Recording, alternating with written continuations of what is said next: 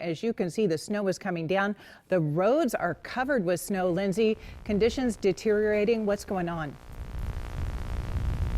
Well, you know, to quote Ron Burgundy, that definitely escalated quickly. I think the last time we checked in with you, it was maybe, about half an hour ago, and the snow was just kind of starting to come in and stick. I would say, you know, definitely less than an inch, but as you can tell from these tire tracks in the snow and taking a look at some of these cars as they're really kind of taking it slow and struggling to go up this hill at 20th and Dodge.